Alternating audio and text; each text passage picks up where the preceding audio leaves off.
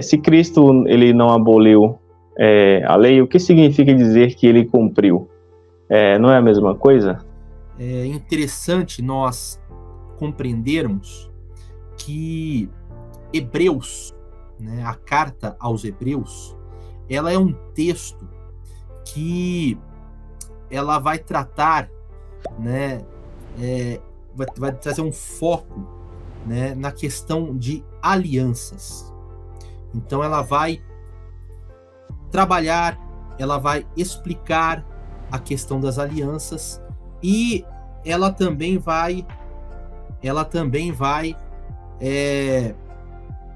procurar, ao mesmo tempo que vai jogar luz sobre a questão das alianças, diferente de qualquer outro texto, né, do chamado Novo Testamento, ela vai procurar dar uma expressão histórica a essa questão de alianças. Uma questão histórica, uma questão de comparação, uma questão de análise. Então, a carta aos Hebreus, ela tem como foco falar sobre alianças, né? Mas quando você fala sobre aliança, você tem que entender que Deus é sempre Ele que se move para fazer as alianças. É sempre Ele que se move para fazer a aliança com o seu povo. Aliança é um compromisso de salvação.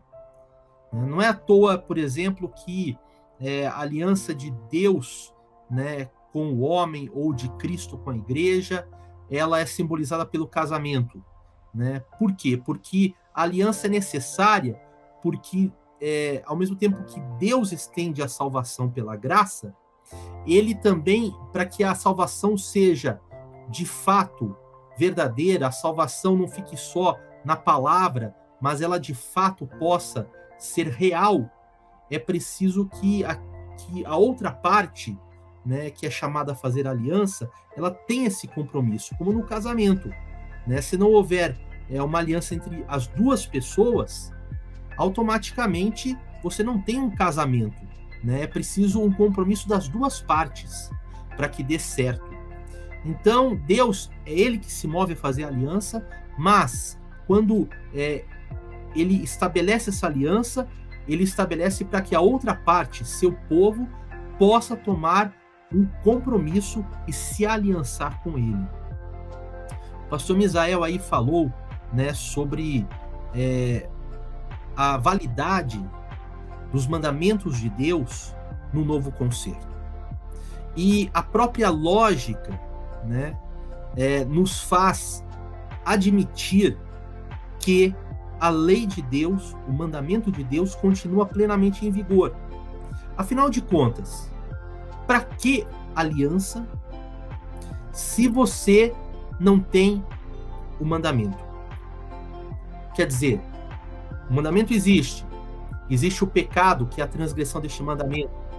Então, é necessário que haja uma aliança para haver o perdão do pecado e para que haja salvação.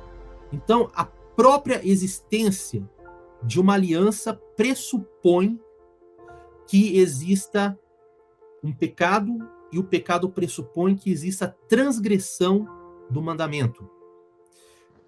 Na carta aos Hebreus, vamos pegar só a carta aos Hebreus agora. Se nós analisarmos a carta aos Hebreus, nós podemos encontrar todos os 10 mandamentos da lei do decálogo divino nesta carta. Nós podemos encontrar referência a todos eles, queridos, o que prova que eles estão realmente em vigor. Além de nós encontrarmos referência a todos eles, o pastor Misael citou aí, né, o que nós chamamos do resumo, né, da lei, que seria amar o Senhor teu Deus de todo o teu coração, né, e amar o teu próximo como a ti mesmo. Os 2 principais mandamentos, também encontramos referência a eles ali na carta aos Hebreus. Então, por exemplo, um dos temas que são mais trabalhados lá em Hebreus, tanto que você encontra isso no capítulo 3 e verso 12, capítulo 6 e verso 6, e capítulo 12 verso 16. O afastar-se do Deus vivo e a busca da impiedade.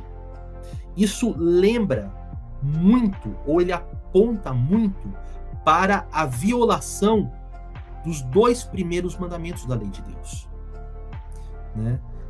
Ao mesmo tempo que a palavra diz, o Senhor teu Deus é o único Deus, né? Não terás outros deuses diante dele, né? Também não farás imagens ou qualquer outra coisa que possa substituir a adoração a esse verdadeiro Deus. Quando você pega Hebreus capítulo 4, né, a discussão que o autor ele faz ali nos faz lembrar o 4º mandamento da lei de Deus, que é: lembra-te do dia do sábado para o santificar. Lá no capítulo 4, ele não vai fazer uma discussão para dizer assim, olha, o sábado não precisa ser guardado, né? Ele fala que, de fato, Deus ele guardou o sábado e ele ordenou que o povo pudesse guardar. Só que aí ele começa a pegar as profecias e ele vai falar assim, olha, apesar de Deus ter descansado, apesar do povo dele estar descansando sempre no 7º dia, quer dizer, ele confirma, né, a validade do 4º mandamento, ele fala o seguinte, apesar disso, a palavra promete ainda um descanso. A palavra nos diz que ainda resta um descanso, né? Um descanso de outro tipo. E aí ele quer se referir, então, né, à salvação em Cristo. Quando você pega Hebreus capítulo 12 e verso 9, né, ali ele nos faz lembrar que o respeito, né, que nós damos aos nossos pais, ele pode muito bem estar ligado a honrar pai e mãe, o 5º mandamento e 1º mandamento com promessa. Quando você pega Hebreus capítulo 13, verso 5, em que o autor diz que nós devemos contentar-nos com o que nós temos e não cobiçar riquezas, ele está apontando para o 10º mandamento, né? Êxodo capítulo 20, verso 17, né? Não cobiçarás, né?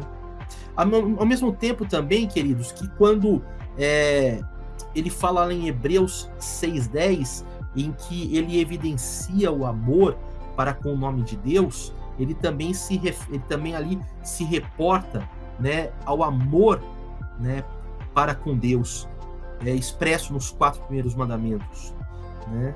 Ou quando ele fala em Hebreus 13:1, mandando praticar o amor fraternal, ele se reporta aos 6 últimos mandamentos, que tem a ver com o nosso amor para com o próximo, né? Então, nós conseguimos achar os 10 mandamentos claramente aqui em Hebreus.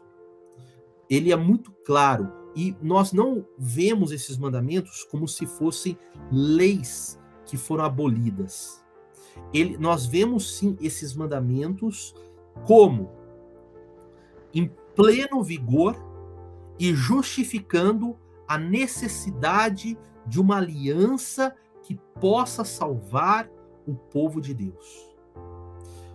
Irmão Williams, quando você cita ali Colossenses, vou pegar aqui a minha Bíblia, Colossenses capítulo 2 e verso 14,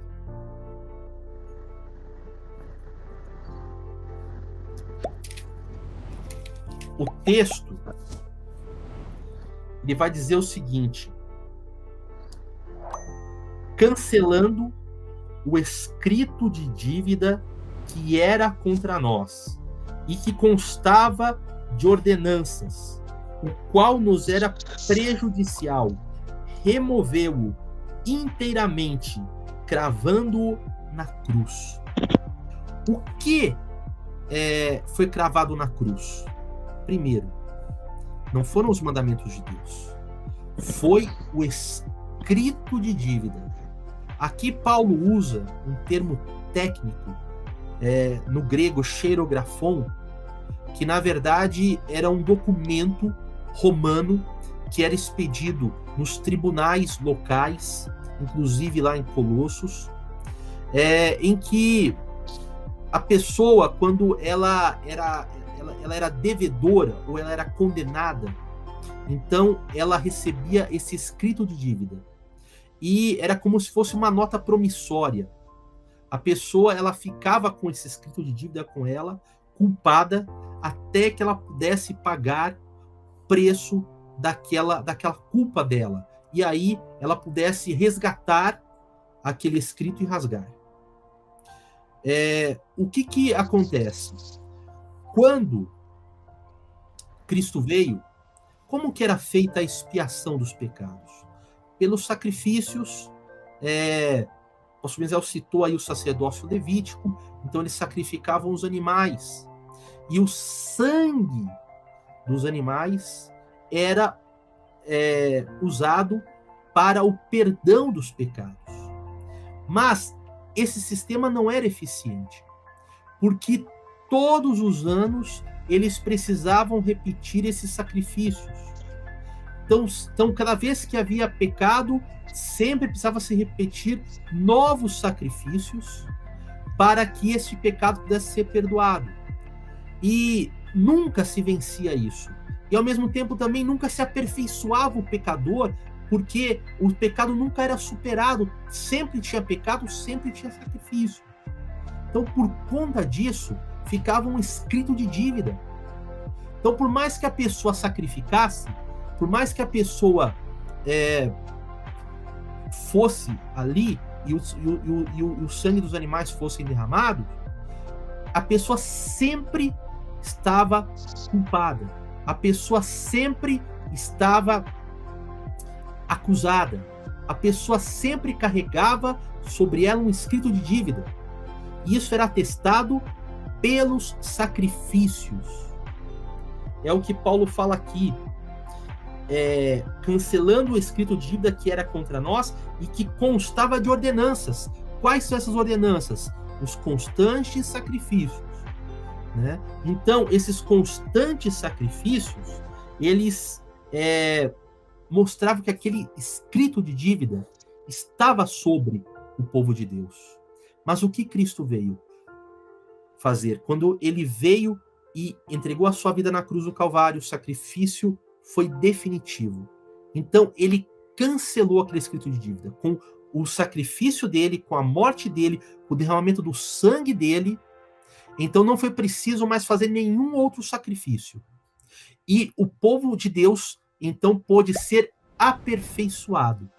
Então, aquele escrito de dívida, olha, você é um pecador e você está condenado, aquilo foi cancelado.